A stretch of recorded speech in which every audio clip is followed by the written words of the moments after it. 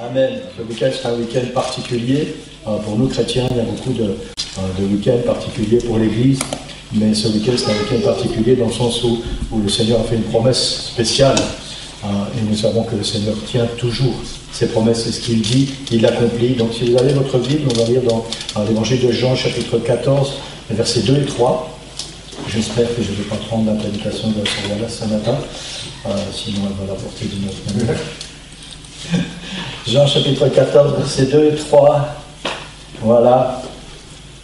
Il est dit, c'est Jésus qui parle, il dit il y a plusieurs demeures dans la maison de mon Père. Si cela n'était pas, je vous l'aurais dit, je vais vous préparer une place.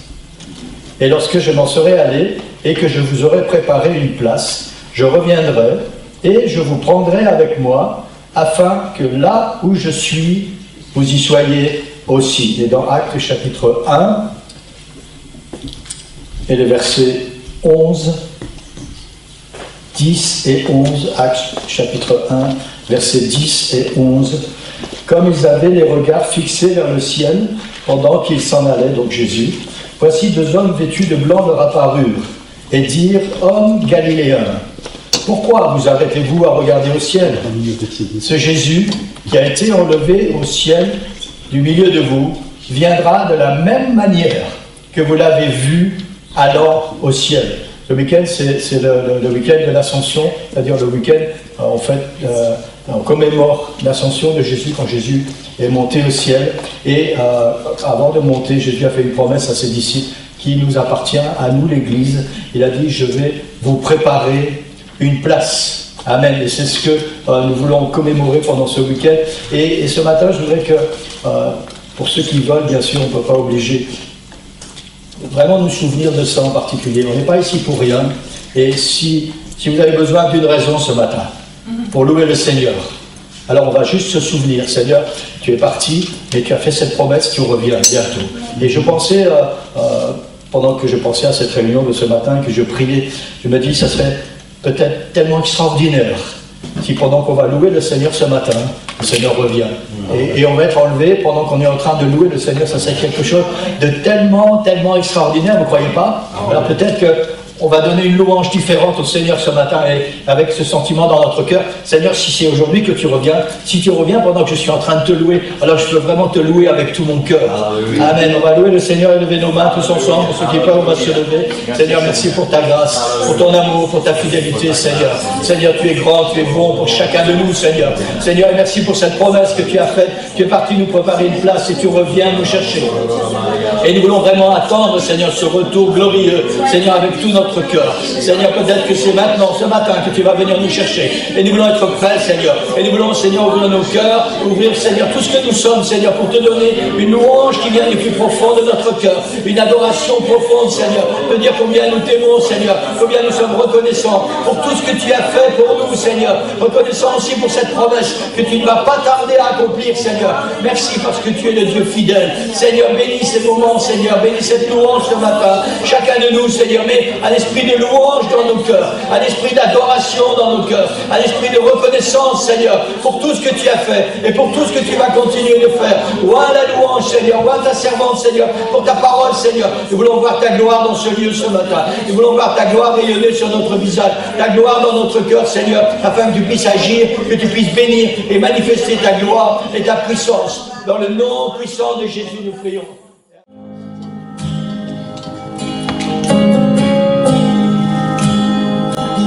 Je t'aime, Seigneur,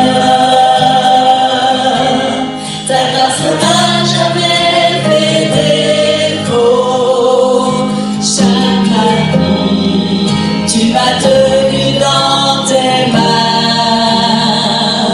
Du moment où je me réveille jusqu'à mon coucher, je chanterai la bonté de Dieu.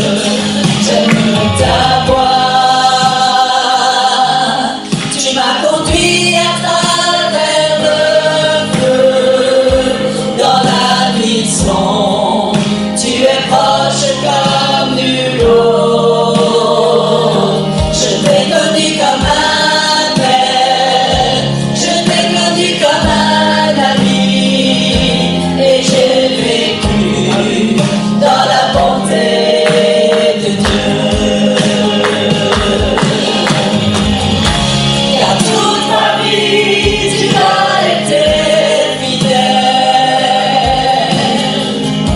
Et toute ma vie, tu as été si bon.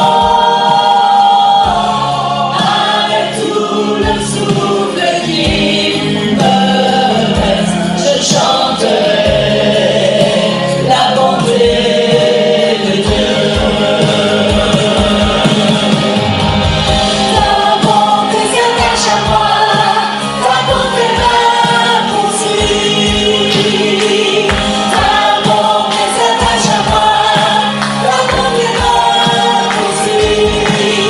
Je te donne la vie, je m'abandonne à toi, je te donne tout. Ta bonté s'attache à moi, ta bonté me poursuit. Ta bonté s'attache à moi, ta bonté me poursuit. Ta bonté s'attache à moi, ta bonté me poursuit.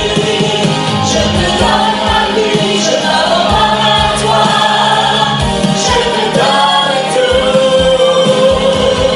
Ta bonté s'attache à moi, ta bonté me poursuit.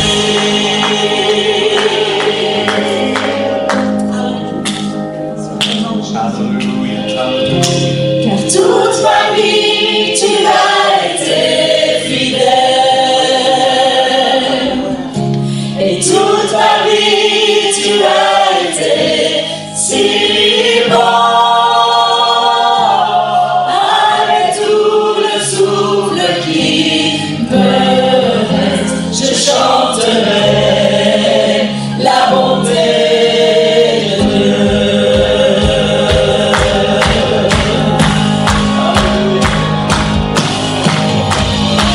Car toute ma vie, tu as été fidèle.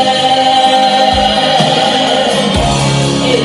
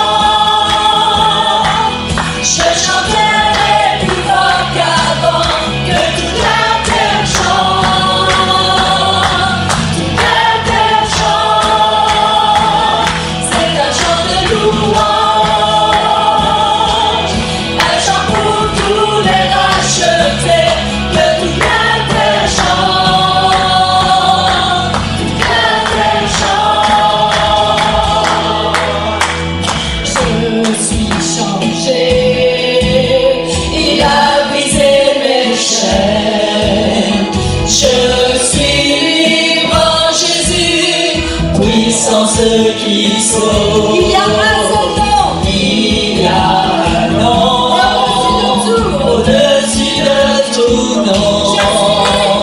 Je suis libre en Jésus. Je peux crier son nom. Je chante un nouveau chant. Je chanterai plus fort qu'avant, que toute la terre chante. Toute la terre chante. C'est un chant de louange, un chant pour tous les rachetés, que toute la terre chante. Toute la terre chante. Alléluia, Alléluia,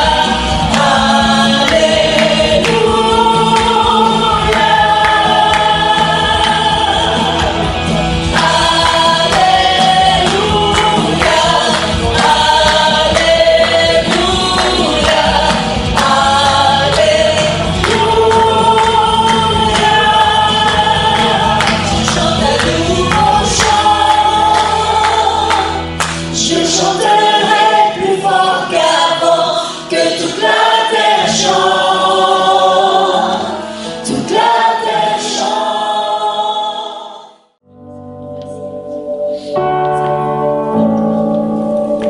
Je viens vers toi dans le secret, en ta présence, je veux rester. Tu seras toujours là.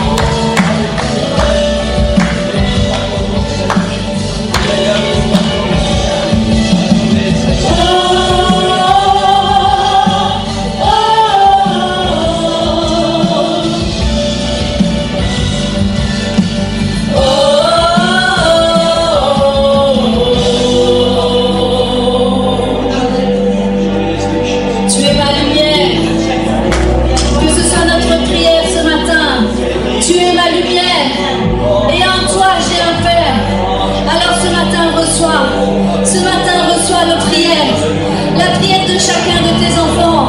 Alléluia. Alléluia. Tu es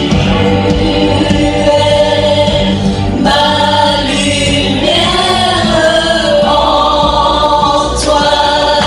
J'ai un Père heureux, sois ma prière.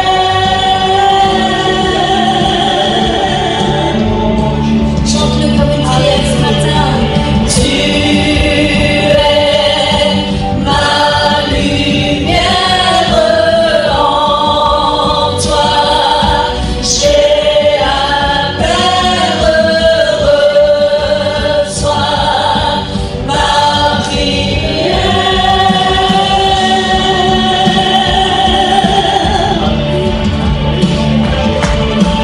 Tu es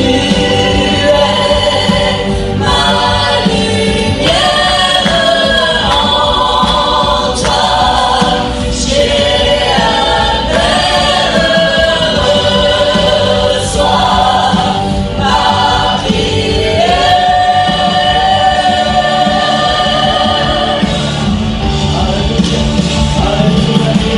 Tu es ma lumière en toi. J'ai un Père heureux, sois ma prière.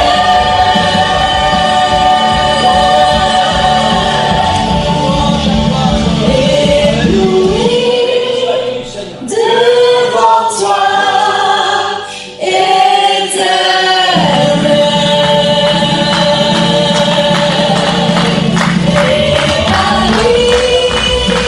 Par l'amour de ton ciel,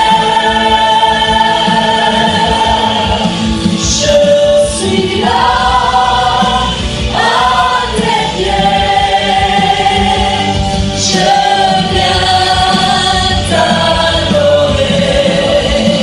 Je désire habiter près de toi.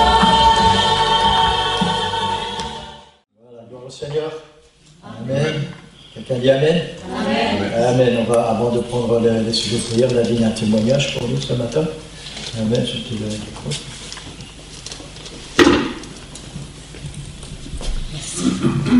Bonjour à tout le monde. J'ai un témoignage à faire, c'est au sujet de... d'abord, merci Seigneur. C'est au sujet de Jean-Luc. J'ai marqué sur le chose que tout s'était bien passé, mais après on a appris quelque chose par le docteur Adam.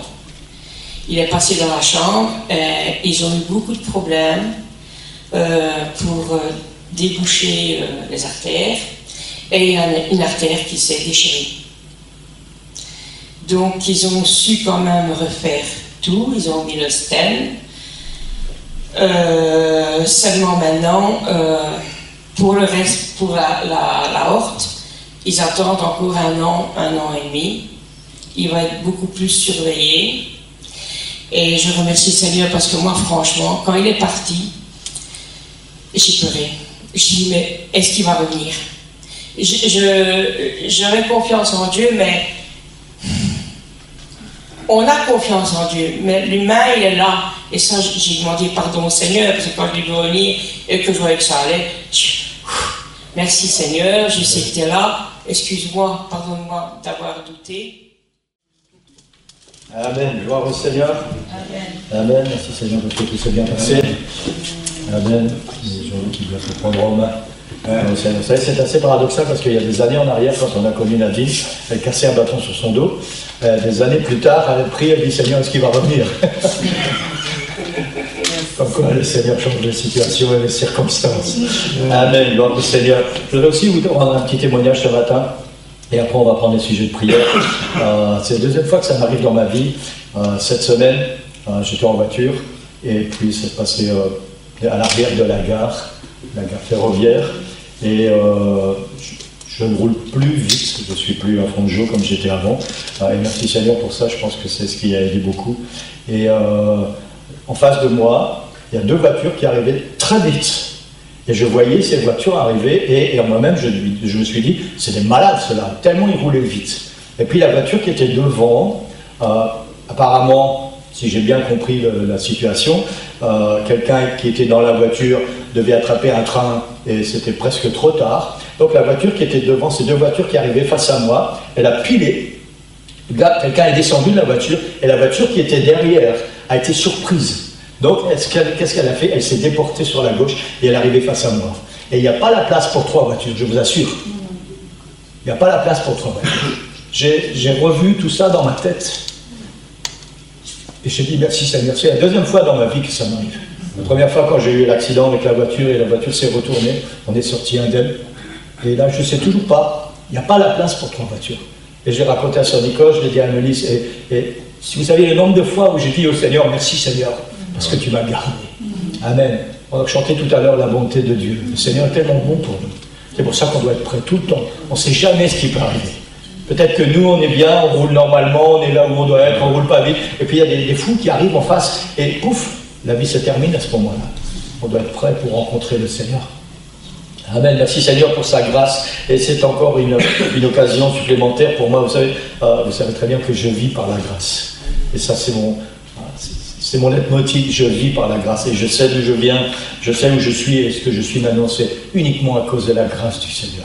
Et je suis tellement reconnaissant. Et encore une fois de plus, le Seigneur me prouve qu'il est là et qu'il est le Dieu de grâce. Et je veux être vraiment reconnaissant au Seigneur pour ça. Et je vous encourage, si le Seigneur a fait quelque chose pour vous cette semaine, est-ce que le Seigneur a été bon pour vous? Amen.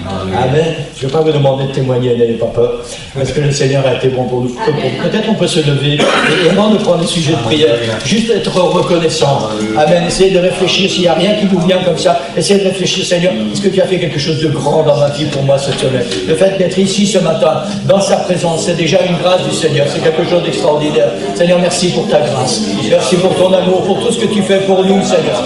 Tu es tellement bon, Seigneur, tellement bon, Seigneur, et nous voulons être reconnaissants ce matin. Je veux dire merci du plus profond de notre cœur, Seigneur, parce que nous sommes là encore, Seigneur, pour pouvoir te louer, pour pouvoir élever nos voix, pour pouvoir élever nos cœurs, Seigneur, pour te donner la gloire. Seigneur, merci pour tout ce que tu fais, tout ce que tu vas continuer de faire.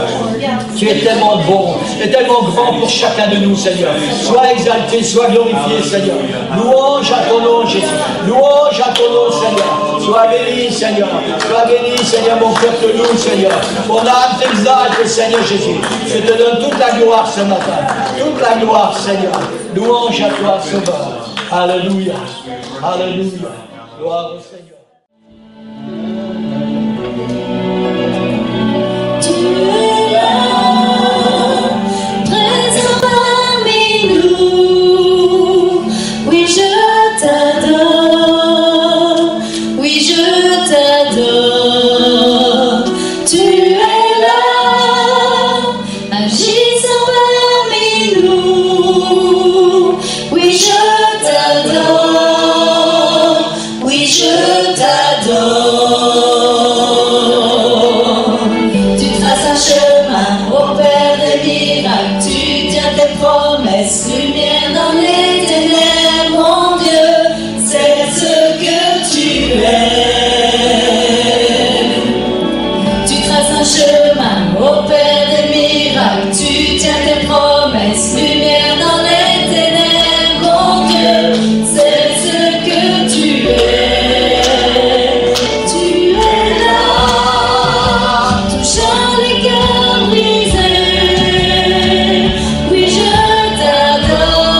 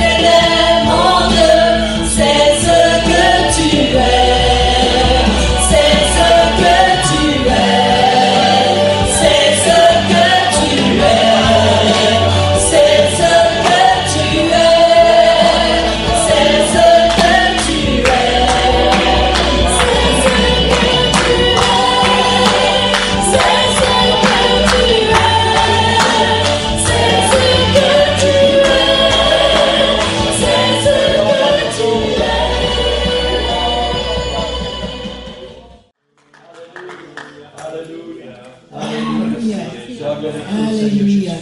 Amen. Si vous voulez prendre vos Bibles, nous allons commencer à lire en Matthieu 25. Matthieu 25. Nous allons lire versets 1 à 13. Mais je dois vous dire que je n'ai pas réalisé ce week-end et le week-end de l'Ascension. Quand même, je vais prêcher sur le retour de Jésus-Christ. Et j'avais aucune idée. Et quand pasteur Noroy a commencé, il a dit, j'espère que je ne prêche pas le sermon de Sir Wallace, puis il a commencé, j'ai regardé sur l'école en disant, mais quand les choses arrivent comme ça, je sais que ça vient de Dieu. Je sais que ça vient de Dieu. Donc ce matin, le titre dont je vais prêcher, c'est prêt ou pas, j'arrive. Je vais expliquer en quelques instants. Dans Matthieu 24, verset 3, Jésus et ses disciples étaient assis sur le mont des Oliviers. Et les disciples demandaient à Jésus quel signe indiquerait la fin du monde. Et au verset 4, Jésus commence à répondre à leurs questions en énumérant de nombreux signes qui suggéraient que la fin est proche. Et sa réponse se poursuit au chapitre 25. Donc, notre texte que nous allons lire maintenant est une continuation de la conversation qui a commencé en chapitre 24, verset 3. Ok, juste pour expliquer. Donc, Matthieu 25, verset 1. Alors, le royaume des cieux sera semblable à 10 vierges qui, ayant pris leur lampe, allèrent à la rencontre de l'époux. 5 d'entre elles étaient folles et 5 sages. Les folles, en prenant leur lampe, ne prirent point d'huile avec elles. Mais les sages prirent avec leur lampe de l'huile dans des vases. Comme l'époux tardait, toutes s'assoupirent et s'endormirent. Toutes. OK? Au milieu de la nuit, on cria, « Voici l'époux, allez à sa rencontre !» Alors, toutes ces vierges se réveillèrent et préparèrent leur lampe. Les folles dirent aux sages, « Donnez-nous de votre huile, car nos lampes s'éteignent. » Mais les sages répondirent, « Non, il n'y en aurait pas assez pour nous et pour vous. Allez plutôt chez ceux qui en vendent et achetez-en pour vous. » Pendant qu'ils allaient en acheter, l'époux arriva. Celles qui étaient prêtes entrèrent avec lui dans la salle des noces et la porte fut fermée. Plus tard, les autres vierges vinrent et dirent, « Seigneur, Seigneur, ouvre-nous !» Mais il répondit, derrière une porte fermée, il faut voir ça dans vos têtes. Je vous le dis en vérité, je ne vous connais pas. Veillez donc, puisque vous ne savez ni le jour, ni l'heure. Vous pouvez vous asseoir. Le 13 avril 1982 a été une soirée très spéciale pour 2 jeunes gens. Elle fêtait la fin de sa première année d'études en école biblique et lui fêtait la fin de sa 2e année d'études à la même école biblique. Au cours de cette année, ils étaient tombés amoureux. Alors, pour rendre cette journée, le 13 avril, encore plus mémorable, il a demandé en mariage et elle a répondu par un grand « Oui, bien sûr ». Le couple s'est immédiatement mis au travail pour discuter des dates avec les 2 familles et il a été décidé que le 18 décembre 1982, à 14h, ce jeune couple se promettrait un amour éternel au cours d'une cérémonie de mariage. Le travail commence alors. Il fallait dresser une liste d'invités, choisir les invitations, les adresser et les poster, essayer les robes et les smokings, décider du menu, préparer, commander les décorations et les fleurs. L'organisation d'un mariage représente toujours beaucoup de travail. Mais une chose qui a été fixée et qui n'a jamais changé, l'heure, la date et le lieu de la cérémonie de mariage. Donc le 18 décembre 1982. Ah, ça aussi bien. Merci.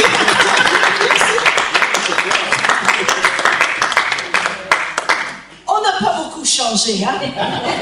Vous voyez, on n'a pas beaucoup changé de tout, hein?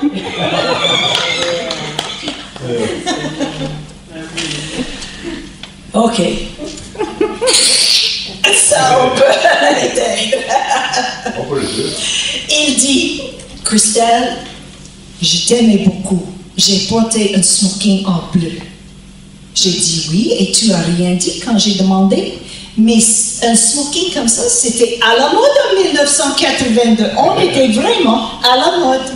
Même si vous riez aujourd'hui, on était à la mode un jour. Et attendez, ça va revenir.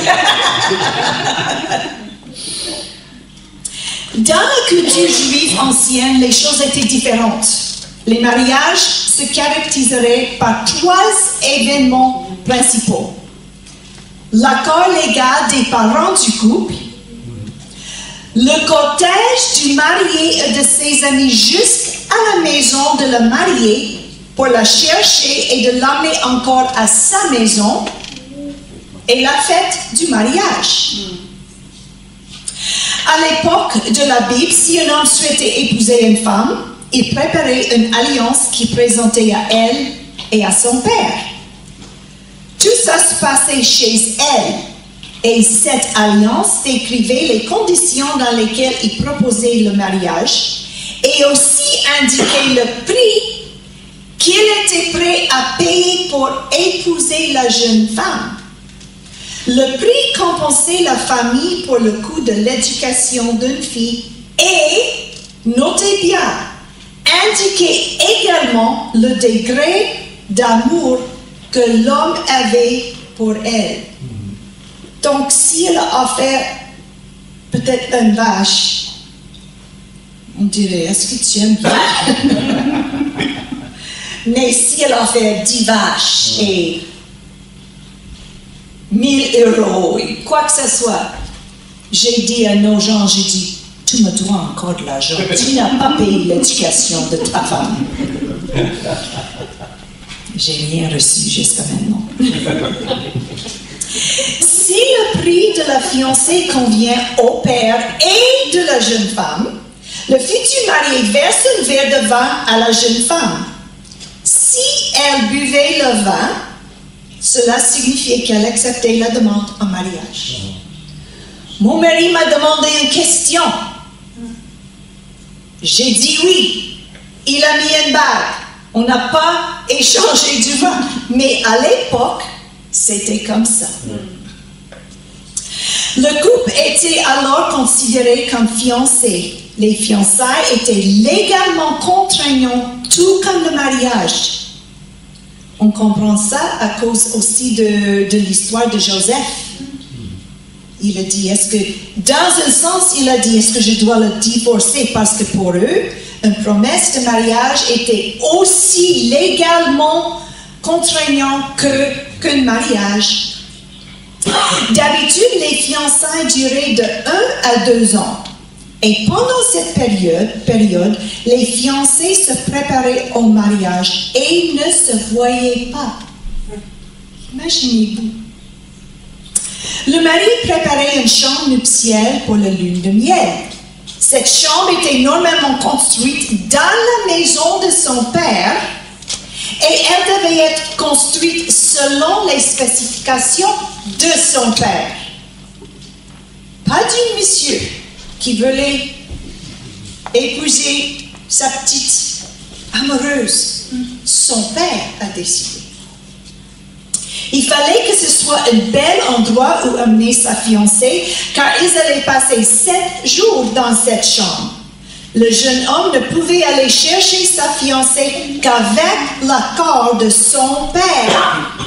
Et si l'on demandait au fiancé quand le mariage aurait lieu, il pouvait bien répondre « Ce n'est pas à moi de le savoir, seul mon père le sait. »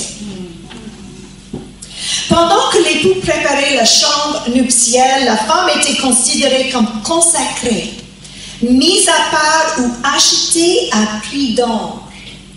Lorsqu'elle sortait, elle devait porter un voile pour que les autres sachent qu'elle était fiancée. Pour nous, aujourd'hui, dans notre culture, c'est une bague, souvent, c'est une bague. Pour elle, c'était un voile qui a couvert le visage.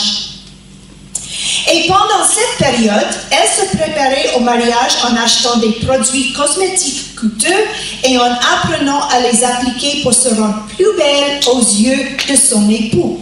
Et là, si vous voulez comprendre un petit peu plus de ça, vous pouvez lire dans le 2e chapitre d'Esther. Pendant 2 ans, comment elle se préparait pour aller rencontrer le roi.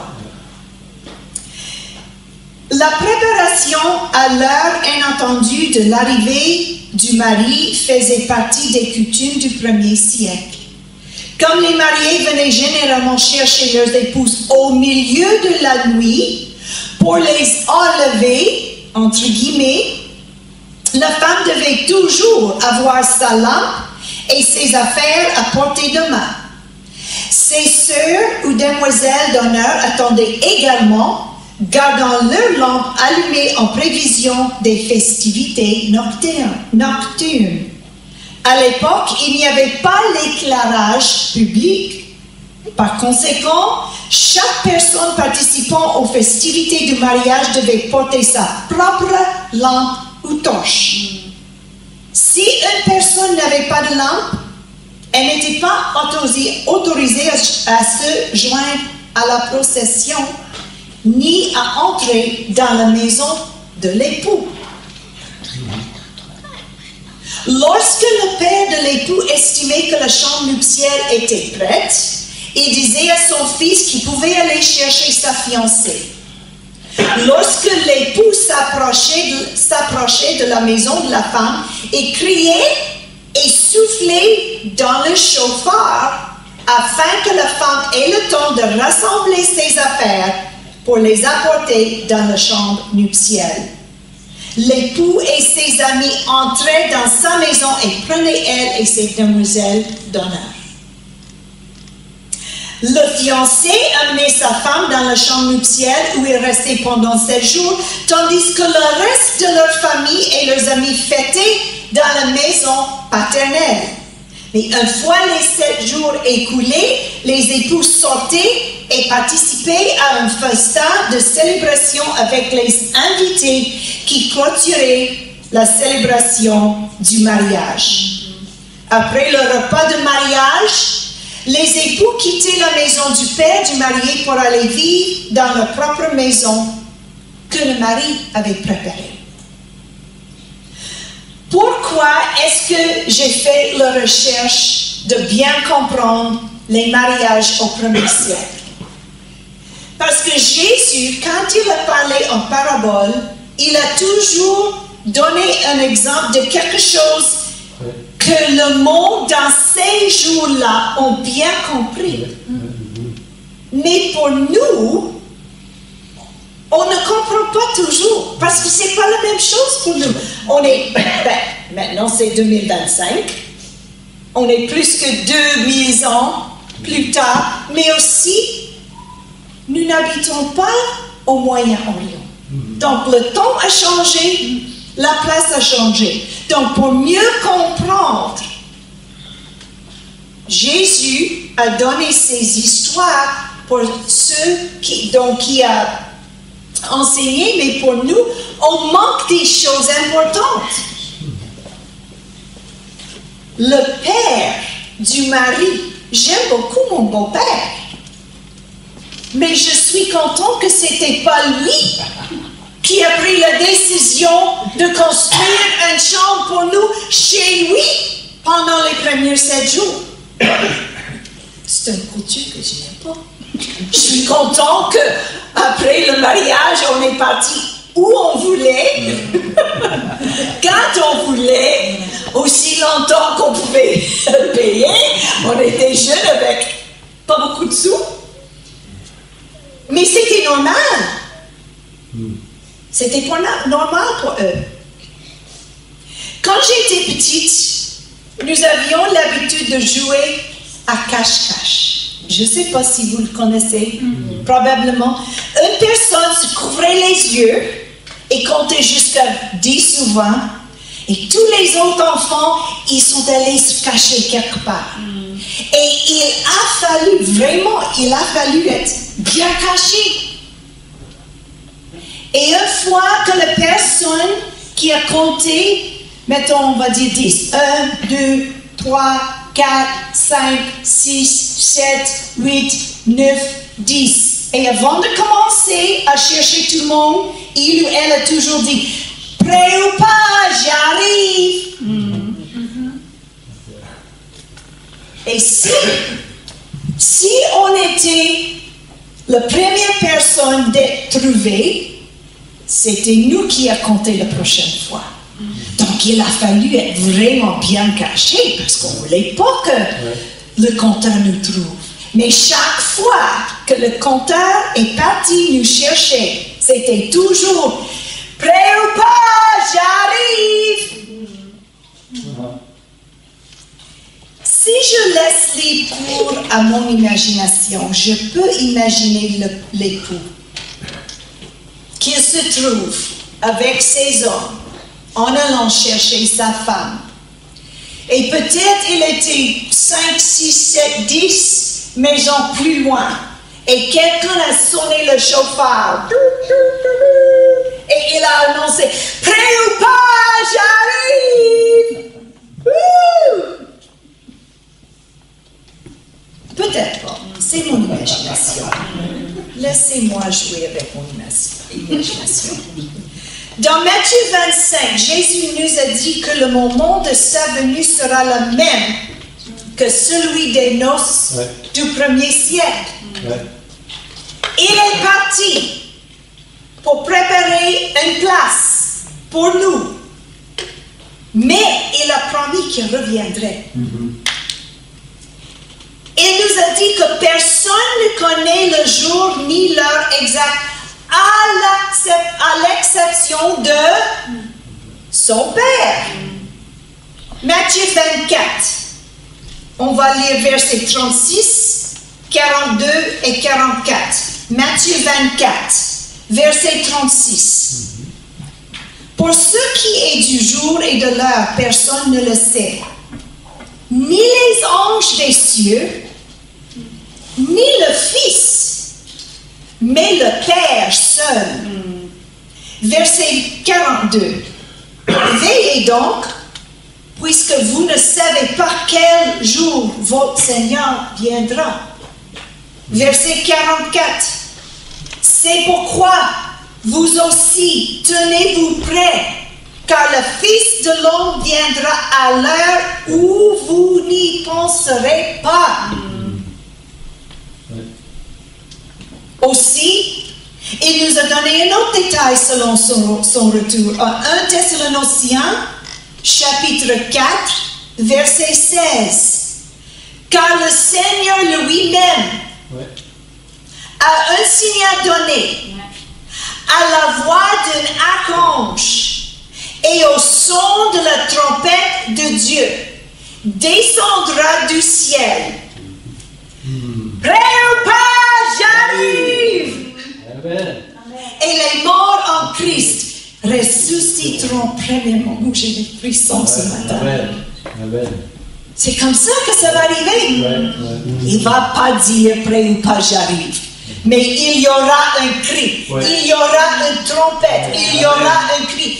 Et là, nous n'aurons pas le temps d'aller chercher une robe de mariage, d'aller chercher d'huile pour nos lampes. Dans cette parabole, ces demoiselles d'honneur avaient de nombreux points communs.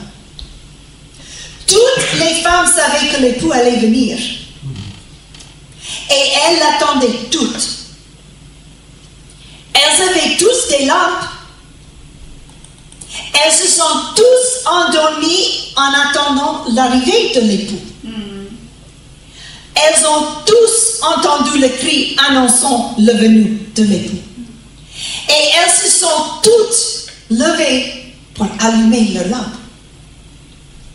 Mais au cri de minuit, il est apparu qu'il y avait de très grandes différences entre eux. Ouais. Seuls 5 d'entre eux avaient d'huile supplémentaire avec eux. Ouais. Seuls 5 d'entre eux étaient prêts à partir lorsque l'époux est arrivé. Seuls 5 d'entre eux ont été autorisés à participer aux festivités du mariage. Ouais. Voyez-vous que c'est que 50%?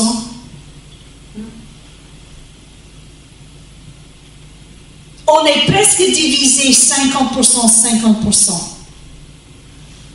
Ici ce matin, si on va au milieu exact. Imaginez si la trompette sonnait maintenant et seulement 50% de nous sont prêts. Il faut se rappeler aussi, comme Matthieu 24, 40, 2 hommes travaillant dans une chambre, Ouais. un prix. Verset 41, 2 femmes qui moulent de la farine, une prise. Luc 17, 34, 2 dans un lit, 1 enlevé. Encore, c'est 50%.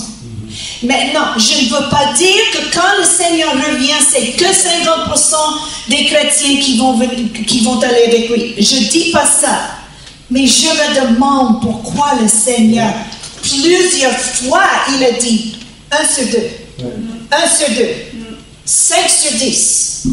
Moi, je ne suis pas très bonne dans les mathématiques, mais ça, je comprends que c'est 50%, que c'est la moitié. Nous avons tous été achetés à un prix.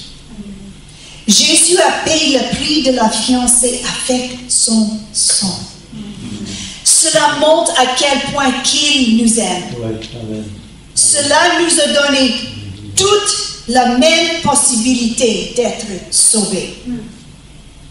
Nous avons tous entendu prêcher et nous avons tous eu le privilège de lire dans la parole de Dieu que Jésus reviendra un jour. Ouais. Nous avons tous été avertis que personne ne sait quand il viendra et nous avons donc tous reçu le même avertissement d'être prêts à tout moment. Ouais. Dieu a fourni l'huile de son esprit à tous qui le veulent.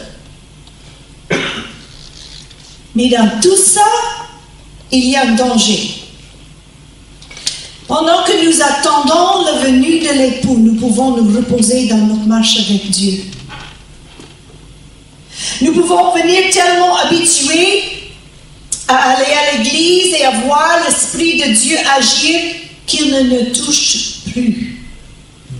Nous connaissons les bons mots à prononcer, les bons gestes à faire. Nous savons quand lever les mains, quand taper les mains. Nous connaissons les paroles des chants, dépendant de la version. Nous pouvons être tellement à l'aise dans notre vie pour Dieu que nous pouvons nous endormir. Et sa parole nous dit, prêt ou pas, j'arrive. Notez que les différences entre les 5 vierges sages et les 5 vierges folles ne sont pas apparues qu'à l'arrivée de l'époux. Et là, c'était trop tard. Tout semblait parfait à l'extérieur. Les vierges étaient toutes vêtues de leurs habits de noces. Elles tenaient toutes leurs lampes.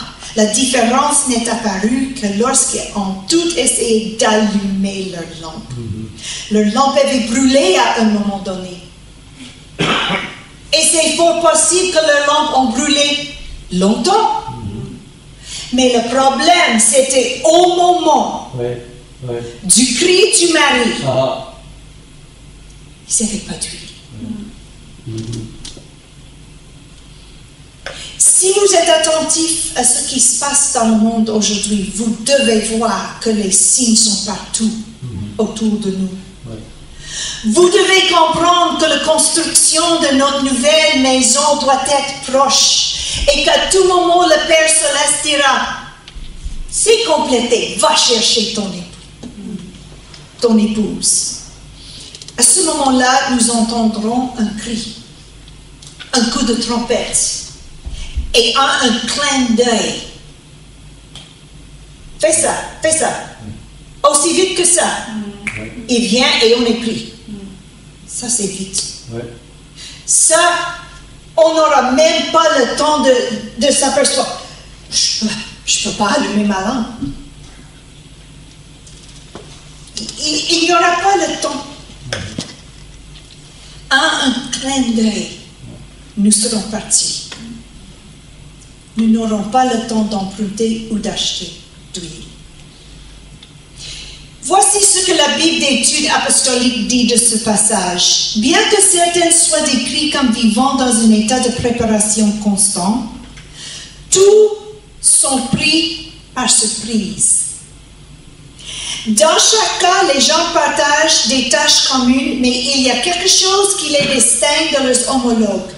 Il y a ceux qui attendent que les signes les incitent à se préparer, et ceux pour qui la préparation est simplement une routine ou un mode de vie. Seules ces dernières ont pris au sérieux l'appel du Christ au royaume dès le début.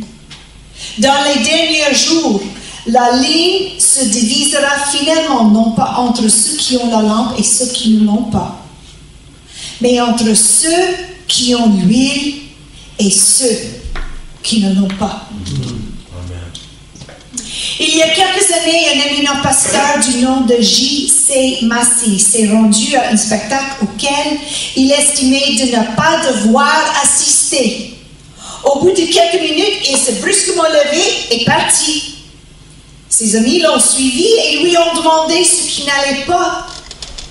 Le docteur Massey a expliqué que Jésus pouvait venir à tout moment et je ne veux pas qu'il me trouve ici. Les choses qu'on fait en secret, le Seigneur voit. Romains 2, verset 16, la dernière partie. Dieu jugera par Jésus-Christ les actions secrètes des hommes. Ça me dérange beaucoup quand j'entends quelqu'un me dire « Ah, je sais que c'est un péché, mais j'aurai le temps de me repentir. » Crois-moi, il y a probablement trop de monde, mais je vais dire beaucoup de monde, qui croit, qui pense. Et oui, c'est vrai, nous pouvons nous repentir n'importe quand. Mais prêt ou pas, j'arrive. Prêt ou pas, j'arrive. Et s'il arrive, et je suis quelque part où je ne devrais pas être,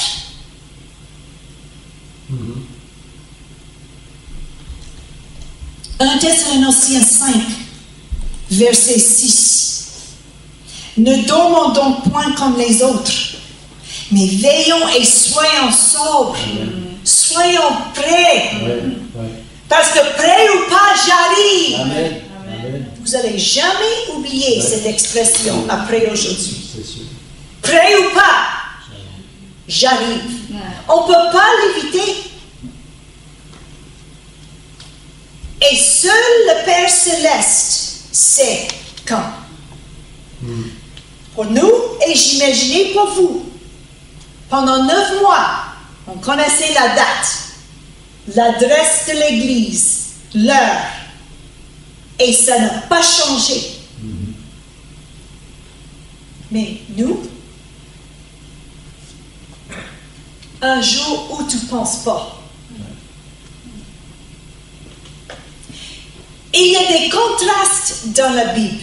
Si vous regardez bien, les psaumes répètent, sa miséricorde dure à jamais. Merci Dieu. J'ai besoin de sa miséricorde. Mais aussi, il y a une écriture en Genèse chapitre 6, verset 3, qui nous dit que son esprit ne luttera pas toujours avec l'homme. Il nous donne une occasion de grâce, une occasion de miséricorde. Mais une journée, il va dire, Réhoboam, j'arrive. Il va enlever tout ce qui ont les lampes pleines d'huile. Et là, il va fermer la porte. Et après ça, c'est trop tard. Quand Noé a construit le grand bateau lâche, pendant tout le temps qu'il a construit, il a prêché.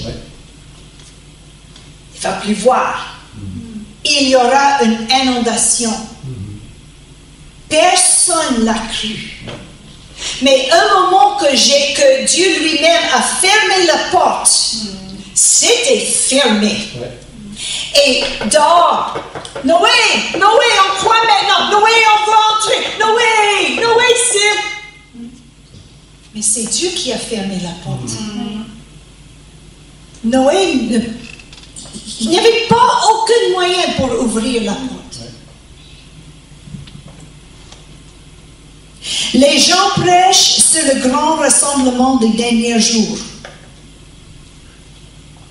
Mais 2 Thessaloniciens chapitre 2 verset 3 nous parle d'une grande déchéance.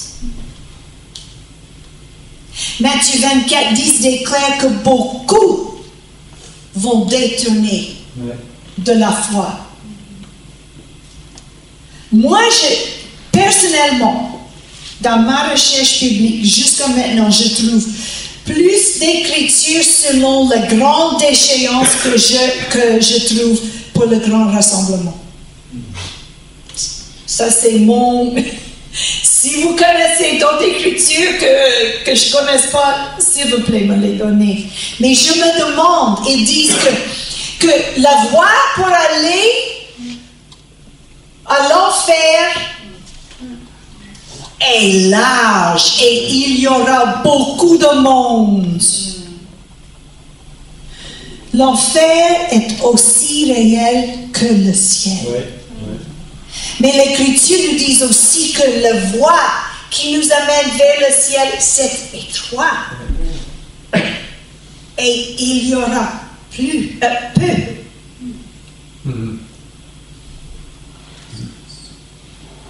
Je me demande si c'est pas moins que 50% qu'il trouve. Quand il dit beaucoup, peu, je sais pas. Mais une chose, je sais, il y aura plus de monde qui vont à l'enfer, qui vont au ciel. Matthieu 7, versets 21 et 23. Matthieu 7, 21. Ceux qui me disent, Seigneur, Seigneur, n'entreront pas tous dans le royaume des cieux. Mais celui-là seul qui fait la volonté de mon Père qui est dans les cieux. Plusieurs me diront en ce jour-là, Seigneur, Seigneur, n'avons-nous pas prophétisé par ton nom? N'avons-nous pas chassé des démons par ton nom? Et n'avons-nous pas fait beaucoup de miracles par ton nom? Alors, je le dirai ouvertement, je ne vous ai jamais connu. Retirez-vous de moi, vous qui commettez l'iniquité. Oui, il y a la grâce. Oui, il y a la miséricorde. Oui. mais il y a aussi la justice. Ouais. Et un jour, on sera tous devant lui. Et il va ouvrir la parole. Il va dire, Crystal, est-ce que tu as fait ça? Est-ce que tu as fait ça? Est-ce que tu as obéi à ça? Est-ce que tu as obéi? C'est la parole de Dieu qui va nous juger. Donc si je dis, ah oui, je sais que c'est un péché, je sais que c'est écrit dans la Bible, mais je vais faire mes propres choses. Et un jour, quand je suis vieux, je vais me repentir. Près au pas, j'arrive. Amen. C'est sérieux. Ouais, ouais, ouais. C'est sérieux. Il s'agit d'une marche personnelle avec Dieu. Vous devez servir Dieu pour vous-même. Les enfants ne peuvent pas être sauvés à cause du salut des parents. Non. Ça ne marche pas comme ça. Non. Vous devez recevoir le Saint-Esprit avec l'évidence de parler en d'autres langues pour vous-même. Amen. Amen. Vous devez être baptisés au nom de Jésus-Christ pour le pardon de vos péchés, pour vous-même. Ah. Vous devez vivre une vie sainte et vous séparant du monde. Le pasteur ne peut pas le faire pour vous. Ouais. Vous devez prendre la décision pour vous-même. Amen. Est-ce que je vais marcher selon sa parole ou non? Vous devez entretenir votre propre lampe. Ouais. Sœur Evelyne, j'ai pas assez d'huile pour moi et vous. Ouais. Sœur Nadine, j'ai pas assez d'huile pour moi et vous. Non. Kevin, j'ai pas assez d'huile pour moi et toi. Et toi, tu n'as pas assez d'huile pour toi et moi. C'est personnel. Ouais. Ah. Vous devez garder assez d'huile dans votre propre vie pour garder cette lampe allumée. Ouais. En résumé, pas d'huile, pas d'entrée dans le festin des noces, ni dans la maison que l'époux nous prépare. Pas d'huile, éloigne-toi de moi, éloigne-toi de moi, je ne te connais pas.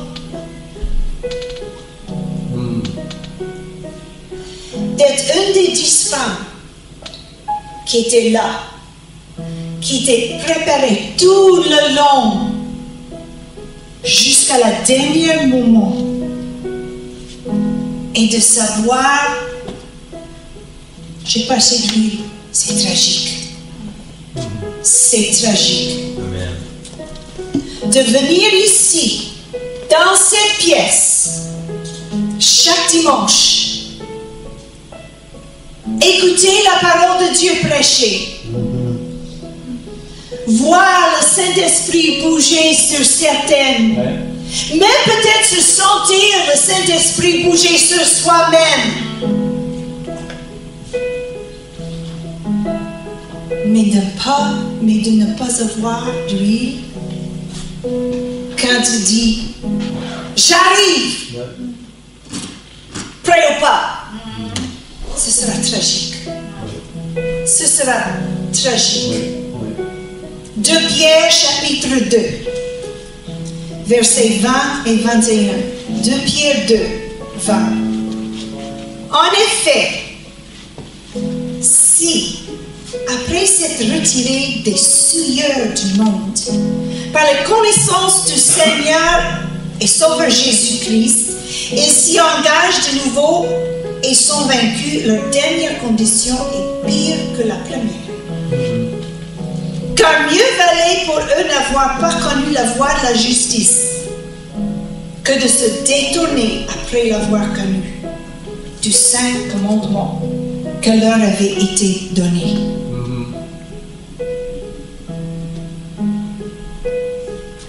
Si vous voulez vous lever avec moi ce matin, on est mieux de n'avoir jamais entendu l'Évangile que l'avoir entendu et non pas obéi. Ça, c'est sérieux. C'est sérieux. C'est très sérieux. Parce que c'est notre vie éternelle. Et c'est difficile, tant qu'humain, de vraiment imaginer et de vraiment comprendre c'est quoi l'éternité. C'est difficile. J'ai perdu une nièce qui vivait seulement 6 semaines et demie. J'ai perdu un neveu à l'âge de 29 ans. Par contre, la grand-mère de Kevin, elle est décédée quelques semaines avant son 101e anniversaire.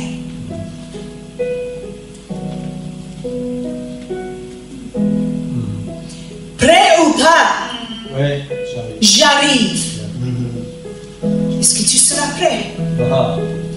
Aucune relation terrestre, aucun manque de pardon, aucune dépendance, aucune idole, aucune attitude, aucune racine d'amertume, aucune forme de divertissement, aucun manque de temps pour la prière et la parole, aucune ambition d'obtenir davantage de bien de ce monde ne vaut la peine de prendre le risque de se voir fermer la porte au nez et d'entendre les mots à travers cette porte fermée.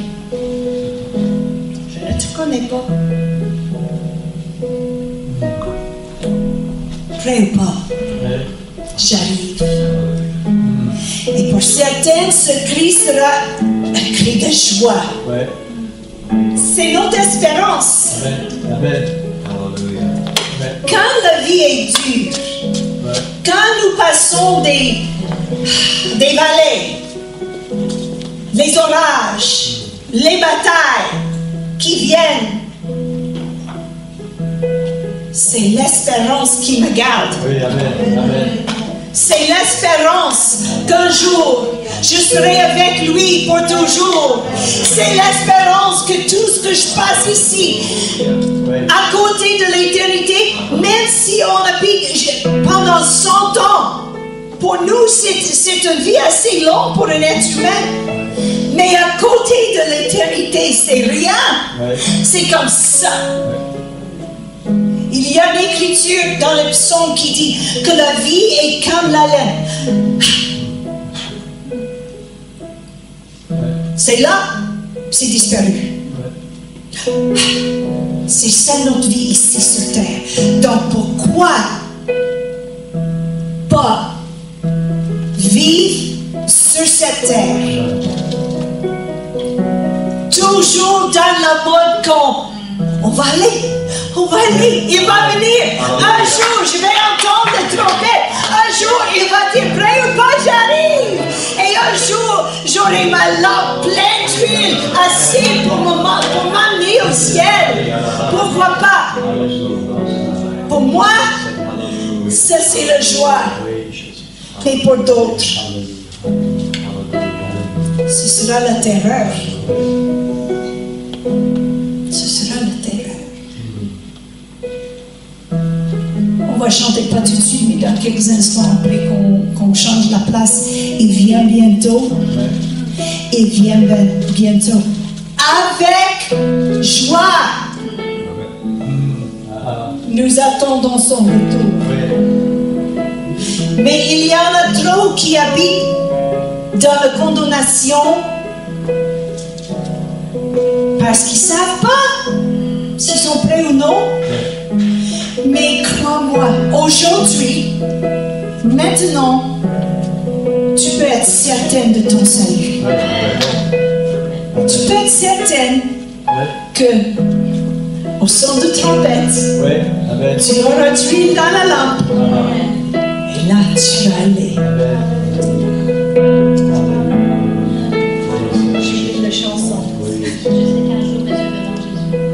Je sais qu'un jour mes yeux verront Jésus. Je sais qu'un jour mes yeux verront Jésus.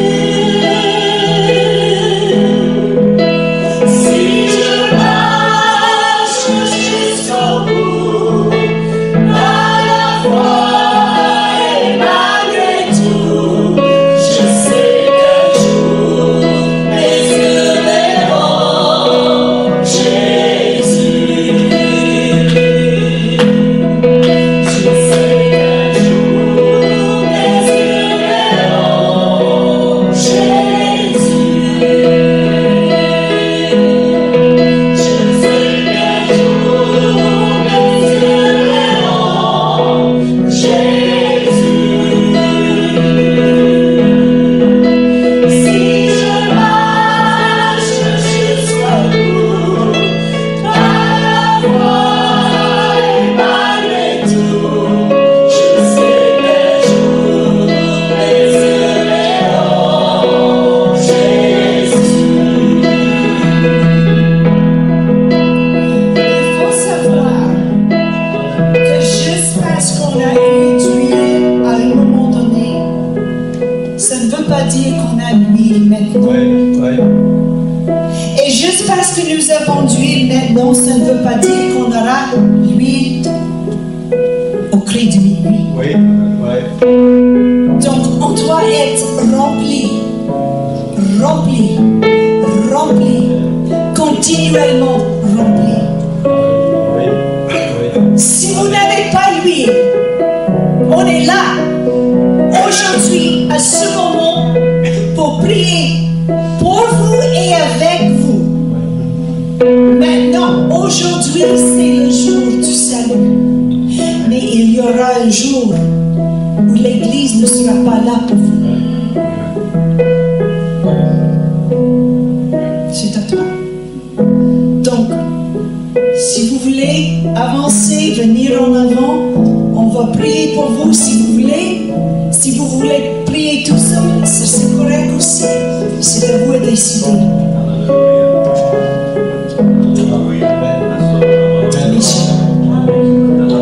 Mais je vous pousse aujourd'hui de chercher de l'huile aujourd'hui.